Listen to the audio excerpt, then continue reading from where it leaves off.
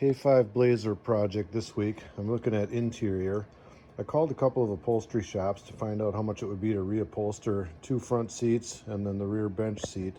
And the quotes I got were between $4,000 and $4,500. So of course, knowing me, I gotta try and do this myself. Now, the only benefit I have is I do have a Sailrite upholstery sewing machine. I bought it years ago. I really haven't done much with it. I've tried sewing a couple of cushions and things. I really want to learn how to do upholstery, but I haven't done much yet. So I've never done this. I just want to give it a try. And if it doesn't work out, fine, but at least it's worth a shot. And spoiler alert, in case you don't want to watch the whole video, it is possible. So this is my first attempt at doing any kind of automotive upholstery whatsoever. And this video, it's not meant to be a tutorial since I'm a complete amateur, but I'll show you what I did here. Kind of walk you through the steps on how I got to this result. It's not perfect by any means, but it's pretty dang good. I'm happy with it. It's a 76 K5 Blazer, suitable for cats. I really wanted a very 70s look. That's why I did the plaid. And I did a high quality marine vinyl here. But yeah, it looks pretty good, I think. I'm gonna go through the process of making templates out of all this stuff. You basically cut apart all the old upholstery, use it as templates. You know, you trace around each part and make a template, then cut it out of your new fabric and sew it all together. So I'll kind of show you what I did here, but yeah, I guess it is possible for an amateur to do this. The first thing I got to do is get this old seat upholstery off of here very carefully so I can make templates for the new upholstery. And I noticed this seat back here is twisted just a little bit. So I'm gonna have to twist that back once I get this all apart. The old upholstery is held on with hog rings. So you just take a big side cutters, get a hold of that metal ring and just twist it and it comes out. That's what they look like. Yeah, I've got the old upholstery off of the seats. So now what I'm going to do is carefully cut all the seams on this old fabric so that I can use these pieces as templates for the new fabric. Here's a bunch of the templates that I made. I just traced everything out on paper. Obviously you can just make one side and then copy it over to the other side. When I traced around my paper template, you can see I traced around it a 1/2 inch too big all the way around. And that's because we need a seam allowance to sew on. So now I'm going to take my original template here and trace around it so that I have a sew line. And that would be the line that I actually sew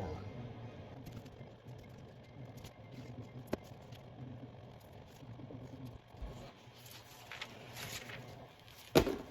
This is my first attempt with some cheap scrap vinyl. Not too bad.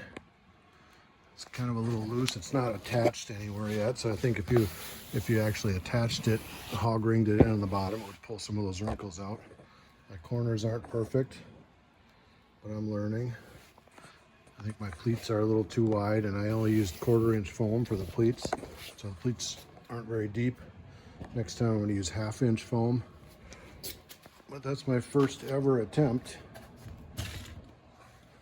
This is my second attempt, using the cheapest vinyl I could find on Amazon. I think was like $11 a yard.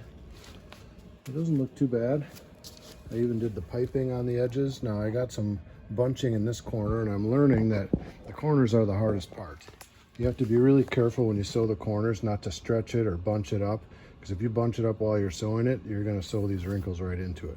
So you just want to make sure the material is laying flat and just go smoothly around the corner. Don't stretch it, don't pull it, don't bunch it, and then you get pretty decent corners. But I don't know, for my second attempt ever, I don't think that looks too bad. Here's my first attempt at sewing a backrest. I think I got the patterns pretty close.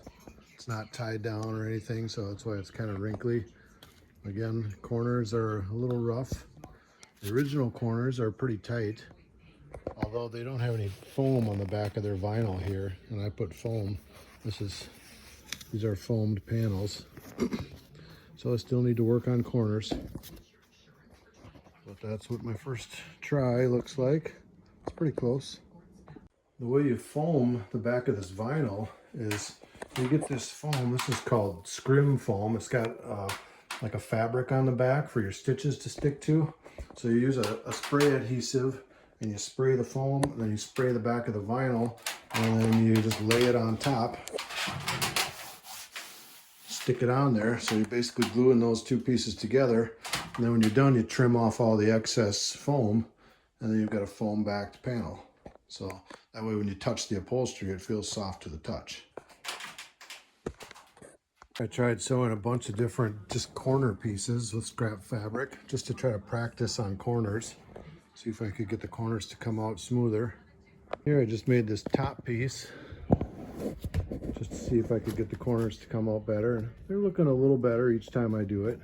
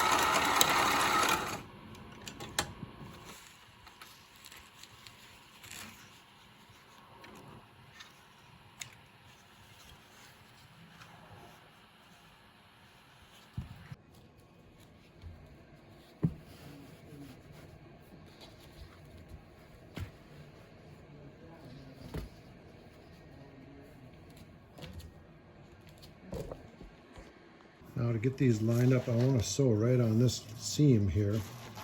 But to get these as lined up as close as possible before sewing, I'm going to use a trick that I learned on one of the upholstery channels. And that is this.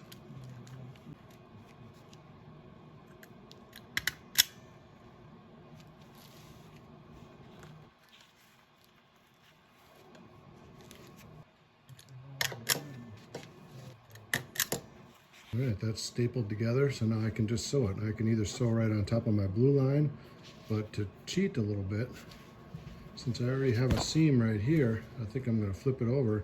I'm just going to sew right exactly on that seam. Okay, I made both of these bottoms, these seat bottoms here. So next I need to make that skirt that goes around the sides and around the front, but these are looking pretty decent so far. I need to make some welt cord like this.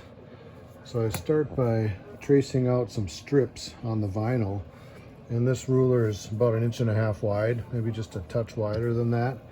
And so that gives me enough when I cut a strip to be able to fold it over, and it gives me about the exact seam allowance that I would need. So I gotta start by cutting these out. So now I can start on the end.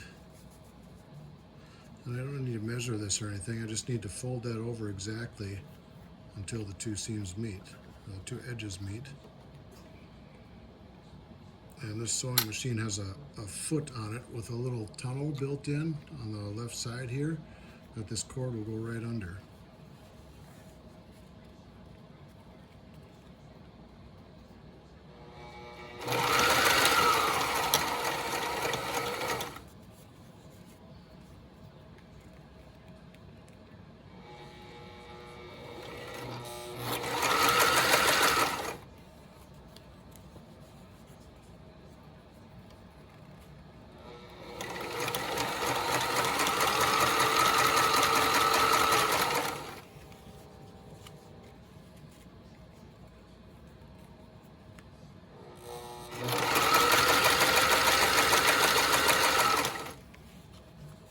And it just gets sewn on just like this. So I'm going to sew right on that line, and that's about 1/2 inch in, maybe not quite.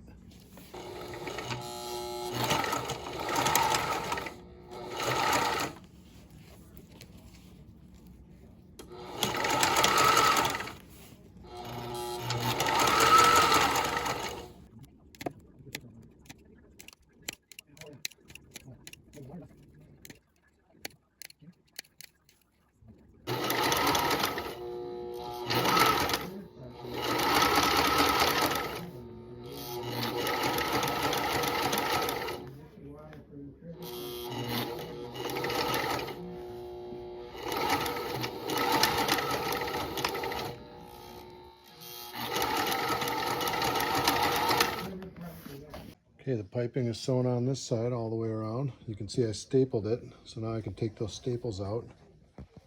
I'm using the staples to try and position it so that I don't get any wrinkles in the corners.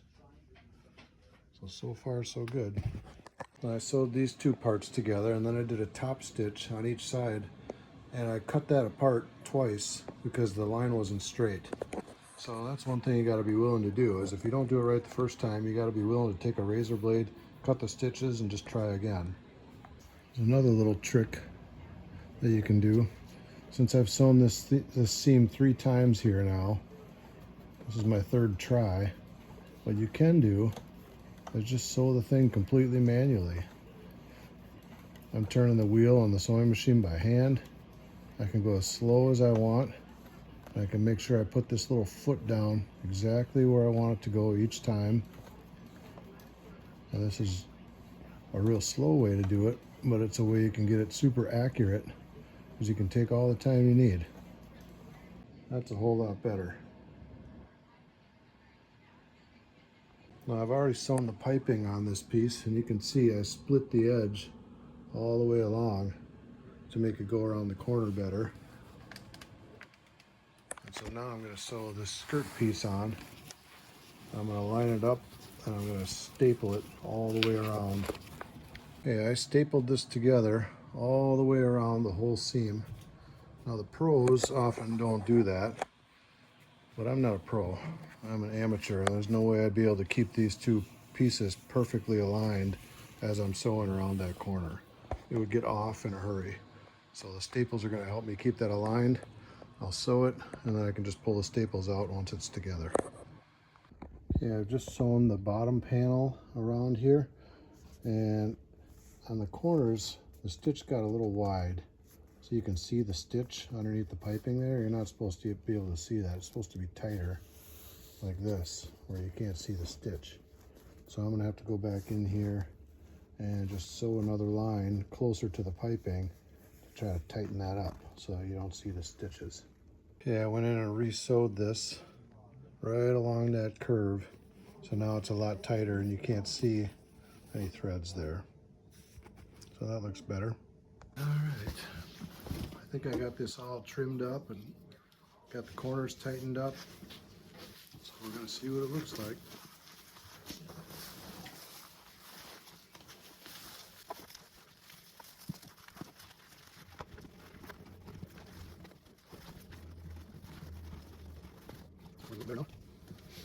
I do still need to sew on the listing wires. There's a metal wire in here, and that wire goes down in the channel and attaches to metal rods down in there, and that pulls these seams down in tight. So I still need to pull those off of there and sew them onto here, but I just want to test fit this and see what it looks like first.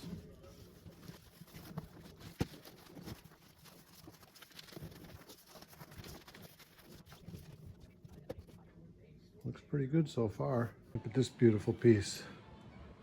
It's one big giant piece. Got the piping sewn on it all the way around. Corners look perfect.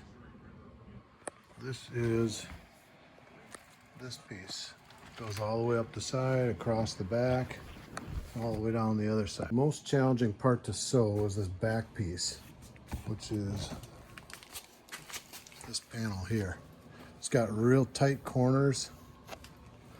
So the tight corners are hard to sew already, and there's really no place to fold the material under because you're building a completely enclosed space.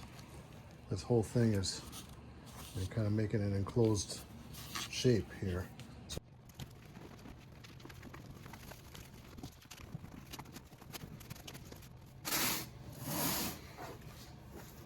Yeah, those corners got pretty wrinkly.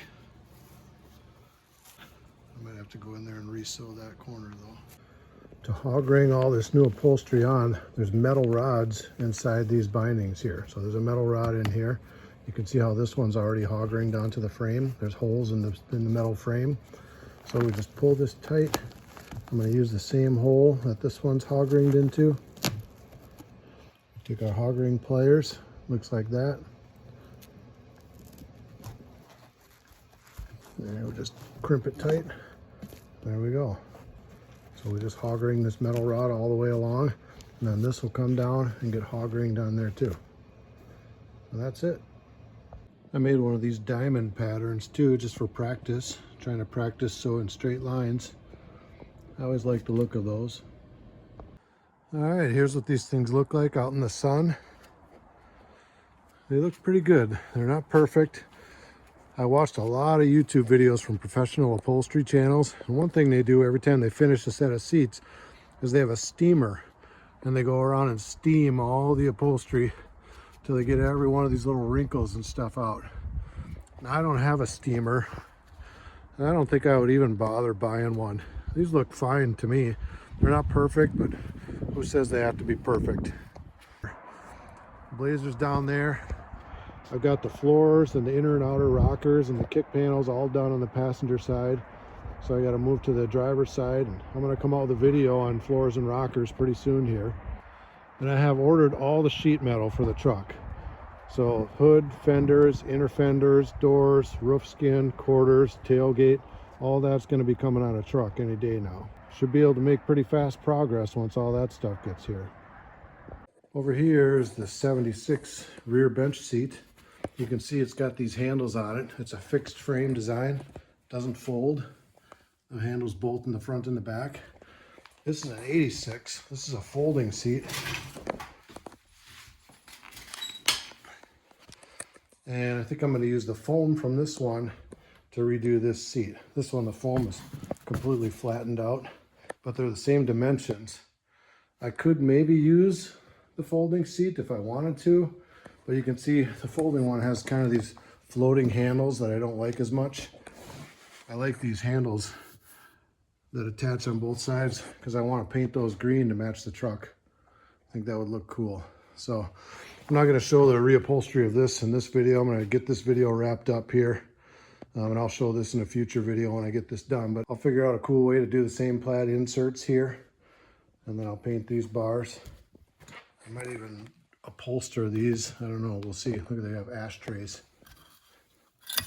How funny is that? I think they actually make new ones, so I can put new chrome ashtrays in there. So anyway, it's going to wrap it up for this video. Thanks for watching. My next video is going to be on floors and rockers. Bonus shot. Here's the seats for my Camaro, my 69. There's the rear seat there. How cool are those? Now, I didn't make these. I bought these. And even these, you can see, have a little bit of wrinkles in a few places that probably shouldn't be there. So they're not perfect either. But they sure look sweet. I got to get those put in one of these days.